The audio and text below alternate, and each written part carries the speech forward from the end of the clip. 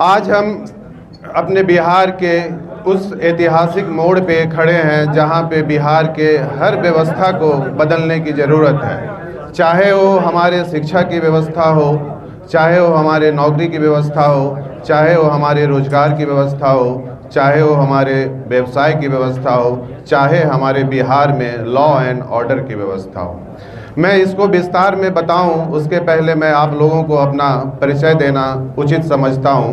मेरा नाम निशिकांत सिन्हा है और मैं बिहार के नवादा ज़िले से भट्टा गांव से बिलोंग करता हूं और मेरी मूलतः निवासी बिहार के भट्टा गांव में है और मैं पिछले 20 वर्षों से गुजरात में रह रहा हूं और गुजरात में मैं अपना एक बिजनेस कर रहा हूं और मैंने आईटी के क्षेत्र में एक बड़ा बिजनेस स्टार्ट किया हुआ है और पिछले 20 सालों से मैं वहीं पे सेटल हूँ और पूरे इंडिया लेवल पे मैं आईटी का अपना बिजनेस कर रहा हूँ। बिजनेस के अलावा मैं पिछले 5 वर्षों से अपना सामाजिक काम भी कर रहा हूँ, समाज के लिए समाज सेवा कर रहा हूँ, खासकर शिक्षा के क्षेत्र में, क्योंकि मैं ऐसा मानता हूं और मुझे ऐसा लगता है कि किसी भी समाज को मजबूत करना हो तो शिक्षा का मजबूत करना बहुत ही ज़रूरी है, क्योंकि शिक्षा जो होती है वो समाज की नींव होती है और जब तक हम शिक्षा को मजबूत नहीं करेंगे तो कोई भी समाज हमारा मजबूत नहीं हो सकता है और ना ही तो हमारा राज्य मजबूत हो सकता है, ना ही तो हमारा देश मजबूत हो सकता है। इसलिए पिछले 5 वर्षों से मैं लगातार शिक्षा के ऊपर काम करना शुरू किया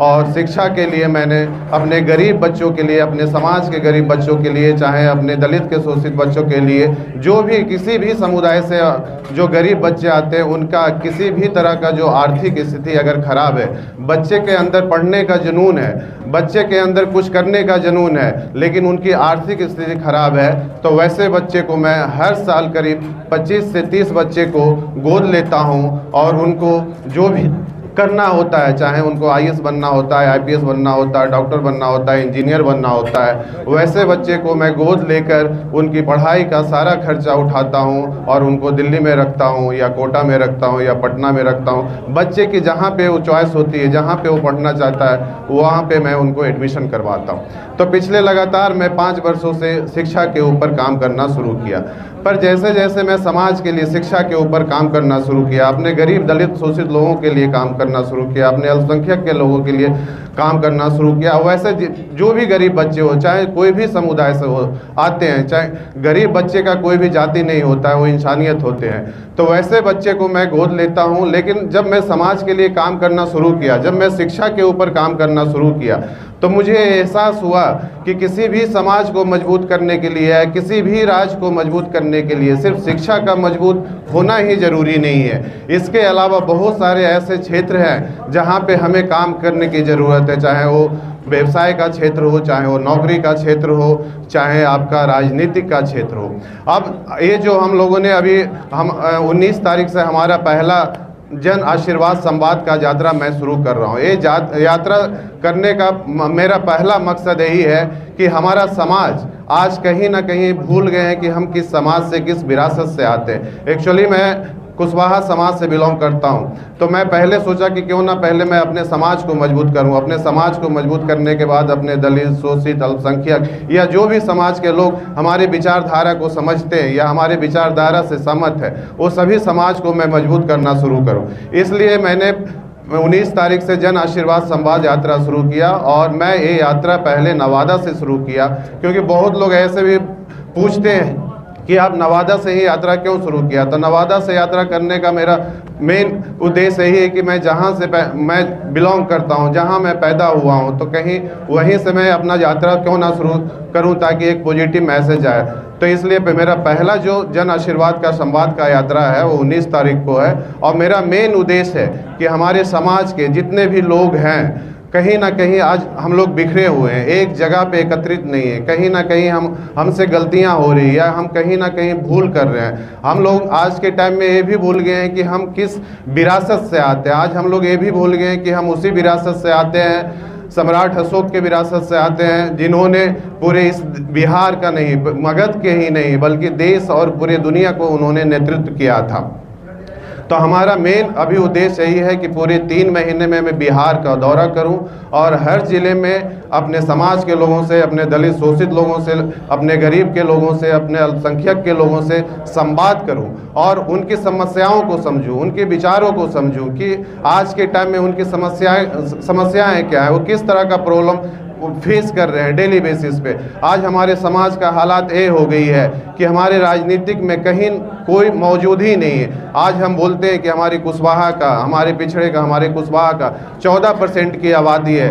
बिहार की अगर देखी जाए तो तीसरी सबसे बड़ी आबादी है। लेकिन ये बहुत दुख की बात है कि आज हमारे समाज के एक केंद्र में मंत्री तक नहीं है, एक राज्य में अपने शासन तक नहीं कर पा रहे हैं। तो कहीं ना कहीं हम लोगों से चूक हो रही है, भूल हो रही है। तो हमारा मेन उद्देश्य है कि हम अपने समाज को पूरे बिहार में सभा करके, जिला स्तर पे मीटिंग करके अपने समाज को अब एक जगह, एक प्लेटफॉर्म पे, एक मंच पे एकत्रित करें और उनकी समस्याओं को समझें। इसलिए जहाँ पे मैं शिक्षा के लिए ऊपर काम कर रहा हूँ, वहीं पे मैं चाहता हूँ कि अपने समाज को मजबूत करने के लिए शिक्षा के साथ साथ दूसरे क्षेत्र में भी, चाहे वो नौकरी का क्षेत्र हो, चाहे वो बिजनेस का क्षेत्र हो, चाहे वो राजनीतिक का क्षेत्र हो, हर क्षेत्र में मजबूत करूं। तो पहला मेरा जो जन आशीर्वाद संवाद का जो पहला फेज का जो यात्रा है वो नवादा, 19 तारीख को नवादा है और 20 तारीख को नालंदा है। उसके बाद फिर दिवाली आ जाती है, फिर छठ आ जाता है, फिर छठ के बाद हम दूसरा फेज का इसका सूचना जारी करेंगे। अब आप लोगों से कोई भी सवाल है तो आप लोग पूछ सकते हैं। यात्रा करके उन्होंने पार्टी बनाई है, तो उससे वो भी कहते हैं कि प्लान रोकना है, शिक्षा क्षेत्र में काम करना, उससे अलग कैसे आपका यात्रा होगा, क्या डिफरेंस है? नहीं, पहले तो जैसे मैंने बोला कि मैं अपने समाज, अपने दलित, अपने शोषित, अपने गरीब लोगों को मजबूत करना चाहता हूँ। इसलिए करना चाहता हूँ कि कहीं ना कहीं जितनी हमारी भागीदारी है उतनी हमें अपनी हिस्सेदारी किसी भी क्षेत्र में नहीं मिल रही है, चाहे वो नौकरी का क्षेत्र हो, चाहे वो राजनीतिक का क्षेत्र हो, चाहे वो रोजगार का क्षेत्र हो। जो विचारधारा हमारे जगदेव बाबू की थी, आज वही भी विचारधारा मेरी भी है कि जितनी बड़ी हमारी भागीदारी है उतनी बड़ी हमें हिस्सेदारी भी मिलनी चाहिए। हाँ, मेरा इस विचारधारा के अलावा जहाँ पे मैं जिस राज्य में मैं पैदा हुआ हूँ, मेरा ये भी सपना है कि मैं अपने राज्य बिहार को देश का नंबर 1 विकसित राज्य बनाऊं। इसके लिए मैं एम्प्लॉयमेंट पे, एजुकेशन पे मैं बरसों से काम कर रहा हूं। ऐसा नहीं कि आज मुझे राजनीति में आना है इसलिए मैं इतनी बड़ी बड़ी बातें कर रहा हूं। आप मेरा किया हुआ काम को आप मगध के क्षेत्र में, आप नवादा के क्षेत्र में आप पूछ सकते हैं कि मैंने अपने समाज के लिए, अपने गरीब लोगों के लिए एजुकेशन पे मैं पिछले 5 वर्षों से लगातार काम कर रहा हूँ। मैंने लोगों के लिए, गरीब बच्चों के लिए हॉस्टल बनवाए हैं, धर्मशाला बनवाए हैं। हर साल मैं करीब 25-30 बच्चे को गोद ले रहा हूँ। तो दूसरे लोग क्या कर रहे हैं, नहीं कर रहे हैं, वो मुझे नहीं पता। मैं क्या कर रहा हूँ वो मुझे पता है। पार्टी बनाने का भी इरादा है क्या है सर? पार्टी बनाने का इरादा है या नहीं है, इसका बोलना अभी बहुत जल्दीबाजी होगी, क्योंकि मैंने अभी आप लोगों को क्वेश्चन पूछने के पहले ही बोला था कि अभी मेरा पहला लक्ष्य ये है कि मैं पूरे बिहार का हर जिले का 3 महीने तक भ्रमण करूं, अपने समाज को एक मंच पे लाकर एकत्रित करूं, इकट्ठा करूं, समाज को अपने मजबूत करूं, एक सशक्त समाज बनाऊं। उसके बाद अगर समाज को लगती है कि राजनीति पार्टी बनानी चाहिए या बिहार के लोग अगर बोलते हैं कि कोई नया विकल्प आना चाहिए, तो मैं अपने समाज के साथ खड़ा हूं, मैं अपने बिहार के लोगों के साथ खड़ा हूं, बिहार के जनता के साथ खड़ा हूं। अगर बिहार के जनता, बिहार के लोग बोलेगी तो मैं उनकी जो बातें हैं वो मैं अपने सर माथे पे रखूंगा। बिहार में दिक्कत कुछ सर, आपने कहा कि आप अपने समाज को नेतृत्व करना चाहते हैं। आपसे पहले भी बहुत सारे नेता हैं जो सत्ता पक्ष में भी बैठे हैं और विपक्ष में बैठे हैं, जो आपके समाज के नेतृत्वकर्ता बन चुके हैं, इनफैक्ट कर भी रहे हैं। तो आप में क्या एक्स्ट्रा है, क्यों लोग आप पर भरोसा और विश्वास देते हैं? देखिए, हर किसी का काम करने का तरीका अलग होता है, हर किसी के अंदर लीडरशिप क्वालिटी अलग होती है, हर किसी के अंदर विजन अलग होता है, हर किसी के अंदर मैनेजमेंट अलग होता है। जैसे हर स्टूडेंट के अंदर एक अपनी काबिलियत होती है, वैसे ही हर नेता के अंदर भी अपनी एक काबिलियत होती है। ऐसा नहीं कि अगर कोई एक नेता अपने समाज को लीड करने में फेल हो गए हैं तो दूसरे भी नेता समाज को लीड करने में फेल हो गए हैं। तो वो किस वजह से फेल हुए हैं या वो किस वजह से लीड नहीं कर पाए, वो उनका पर्सनल मैटर। मैं कभी उनके साथ काम नहीं किया या मैं पहले कभी पॉलिटिक्स में नहीं आया, तो मुझे अपने काबिलियत पे पता है, मुझे अपने जनता के लोगों के ऊपर भरोसा है। अगर मैं आज नहीं तो अगर कल कभी अगर जनता अगर मुझे बोलती है तो हाँ, मुझे इतना पता है कि मेरे अंदर वो लीडरशिप क्वालिटी है जो कि मैं लोगों को लीड कर सकता हूँ। और मेरा एक्सपीरियंस ही है, जैसे आज के टाइम में इन्होंने पूछा कि आप पलायन को कैसे रोकेंगे, आप एजुकेशन के ऊपर कैसे काम करेंगे, तो एजुकेशन पे काम करना ही मेरा एक्सपीरियंस है। मैं पिछले 5 सालों से एजुकेशन के ऊपर ही काम कर रहा हूँ। और सबसे अच्छी बात यह है कि मैं 20 सालों से अपना बिजनेस कर रहा हूँ। ऐसा नहीं कि मैं पहले राजनीति कर रहा था इसलिए मुझे बिजनेस का एक्सपीरियंस नहीं है, ऐसा नहीं है कि मुझे पलायन कैसे रोकना है उसका एक्सपीरियंस नहीं है, ऐसा नहीं है कि मुझे बिहार में अगर 1000 कंपनियां यहाँ पे इन्वेस्टमेंट करवानी है तो वो मुझे नहीं पता है, क्योंकि मैं गुजरात में 20 सालों से बिजनेस कर रहा हूं। और पूरे देश में आप लोगों को पता है कि गुजरात मॉडल बेचा जाता है, तो गुजरात को जितना अच्छी तरह से मैं समझता हूं शायद ही कोई दूसरे लोग इस तरह से अच्छे से समझ पाते हैं। सर पे है और ऐसे समय में आपका आना और राजनीतिक में उभरना ये भी सवाल उठाता है कि कहीं आपको टिकट के लालच में तो नहीं ऐसा करना? नहीं, टिकट के अगर लालच में आना होता तो आज मैं इतना अपने आप को बना लिया हूं कि मैं किसी भी राजनीतिक दल को ज्वाइन कर सकता था और कहीं किसी भी राजनीतिक दल के बैकडोर से मैं एमपी, राज्यसभा एमपी जा सकता था या लोकसभा एमपी जा सकता था। लेकिन मेरा उद्देश्य पॉलिटिक्स में आना नहीं है। मेरा उद्देश्य है कि अपने समाज को मजबूत करना, चाहे वो शिक्षा के क्षेत्र में हो, चाहे राजनीति के क्षेत्र में हो, चाहे व्यवसाय के क्षेत्र में हो, चाहे नौकरी के क्षेत्र में हो। आगामी विधानसभा चुनाव में आपकी दावेदारी होगी? अगर होगी तो किस? नहीं, अभी फिलहाल मेरा ये जो उपचुनाव है उसमें मेरा कोई नहीं है। 2025 वो 3 महीना के बाद मैंने आपको बोला कि हम लोग डिसीजन लेंगे, वो जनता डिसीजन लेगी, हमारे समाज के लोग डिसीजन लेंगे, हमारे दलित, सोशल अल्पसंख्यक लोगों के डिसीजन पे ही मैं आगे बढ़ूंगा। मेरा पॉलिटिक्स में फिलहाल पार्टी बनाने का कोई उद्देश्य नहीं है। सारा ये जो फैसला है मैं जनता के ऊपर छोड़ूंगा, अपने समाज के ऊपर छोड़ूंगा।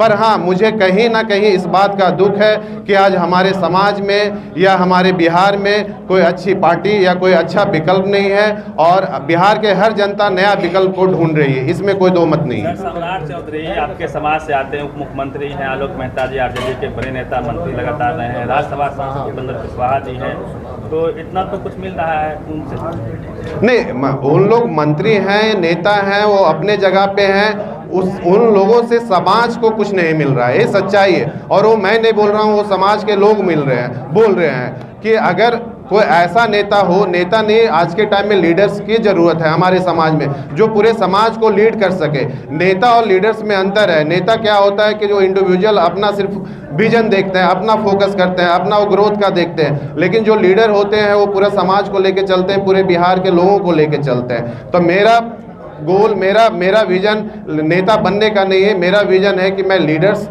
बनूं और लोगों को लीड करूं ताकि हमारा समाज, हमारा बिहार, हमारा राज्य एक विकसित राज्य बने।